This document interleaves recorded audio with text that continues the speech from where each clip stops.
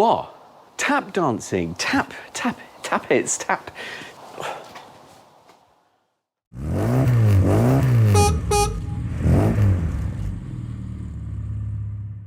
Yes, I am slightly mad.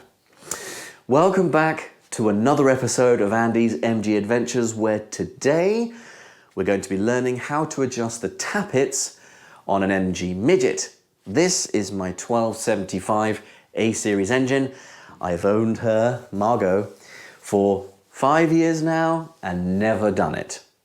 I'm a newbie at this, you might be a newbie, or you might be shouting at your screen already because I'm not wearing appropriate attire. Either way, let's do it.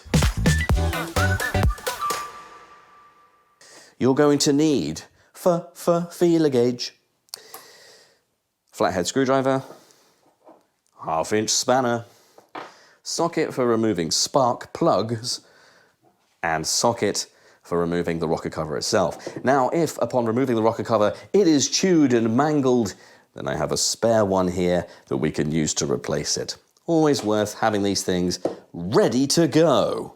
Last thing to check before we start messing around under that rocker cover is to check the valve rocker clearance in either the original user's manual or the Haynes manual, which here says valve rocker clearance when cold, 0.3 mil. Same in the user manual, same in the Haynes manual, and luckily, you won't be able to see this, 0.3 of a mil. Let's go. So, the first thing to do is we need to disconnect the battery because it's just good practice. Second thing we need to do is label up the HT leads. They're going to be coming off because we're going to be taking these spark plugs out so that we can turn the engine via the fan belt. That is my plan. And with the spark plugs out, it should make compression less, making it easier to turn the engine. We shall see.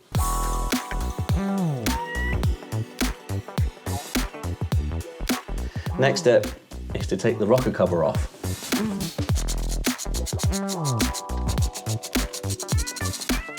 Now this might just come off by itself, or it might need a little gentle tap. There we go. Little knocks, and there she blows.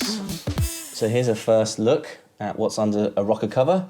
Here are all the rocker arms and the tops of the valves with the valve springs.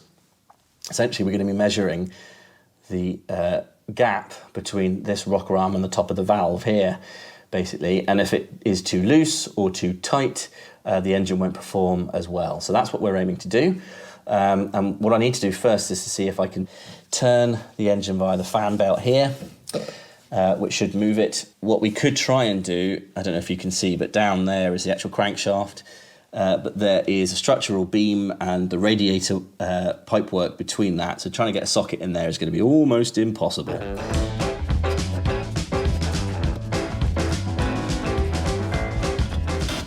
That's not working. So this is taking a little longer than planned. A spanner I can't seem to fit on the crankshaft to turn the engine. I can't turn the engine with the fan belt and the dynamo because actually maybe I've got weak little T-Rex arms. So the only way I can see to do it is to roll the car backwards and then put it into 4th gear and pull the car via the front bumper to physically turn the engine whilst the car's in gear. All the while watching the valves opening and closing and making sure that I keep track of which ones I've done. So that's what I'm going to do. It's going to be laborious. But anyway, I'm going to try and film it so you can see what's happening when I'm moving the car backwards and forwards. Rolling it back. I have some wheel chocks behind me, don't worry.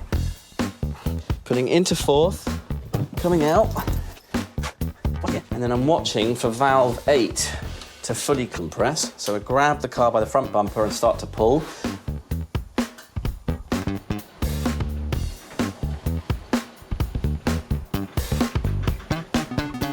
Which is there.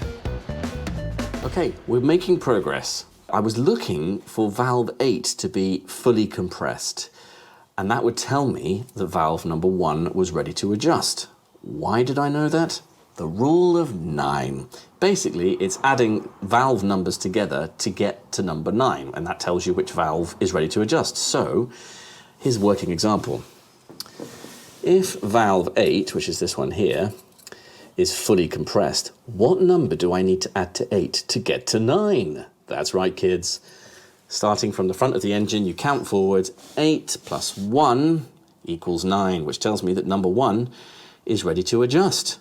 Similarly, if number 7 was fully compressed, I would have to count from the front of the engine to get to 9, 7, 8, 9. It would mean valve number 2 was ready to adjust. So we're going to go ahead right now. Number 8 is fully compressed, add 1 is 9. It means I'm ready to adjust. Let's give it a go. Have your feeler gauge at the ready. Get her in there. Get your spanner and your screwdriver and just loosen off the nut, and then using the screwdriver you can loosen by turning to the left or tighten by turning to the right the height of the rocker arm itself. Now that's too tight, so I'm going to start to turn it left and loosen it. All I want is a tiny bit of grip. I don't want it flapping around, but I don't want it to get stuck. So it's still, it's grippy there. That's a little bit too easy, so I'm going to tighten it up a bit. Okay, that feels about right. Key thing now is to keep the screwdriver in place and very gently tighten up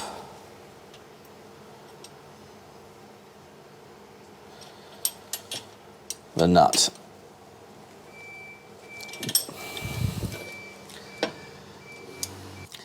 There we go. Bit of bite, but not flapping around. That's what we like.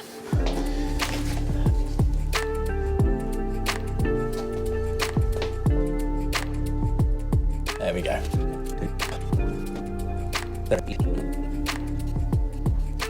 So we're on to the last one now, which is compression of valve number 1.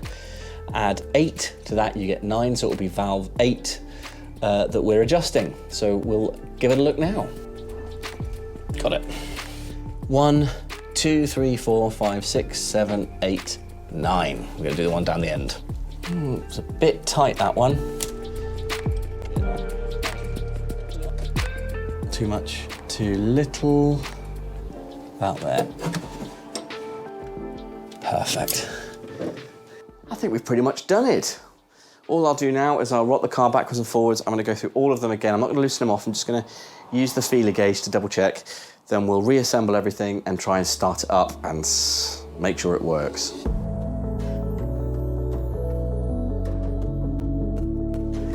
Here comes the moment of truth. The rocker cover is back on. The spark plugs are all in.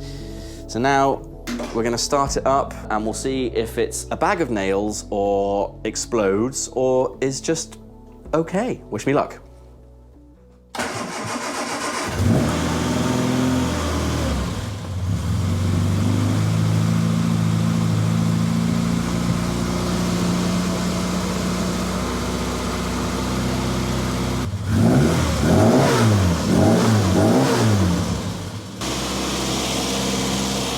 Just make sure the gears work.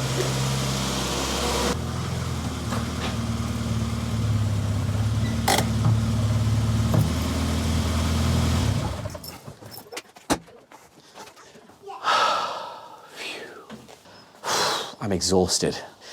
We did it. All that rocking to and from means all 8 valve tappets are now adjusted. 0.3 of a mil or a 12,000th of an inch in old money.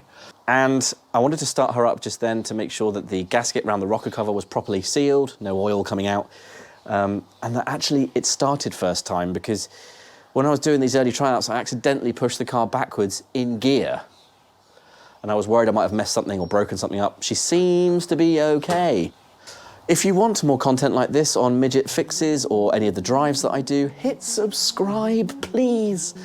There's a cool little community of us guys and gals who own these cars and are helping each other out, so it'd be great to have you along. Anyway, big love, take care,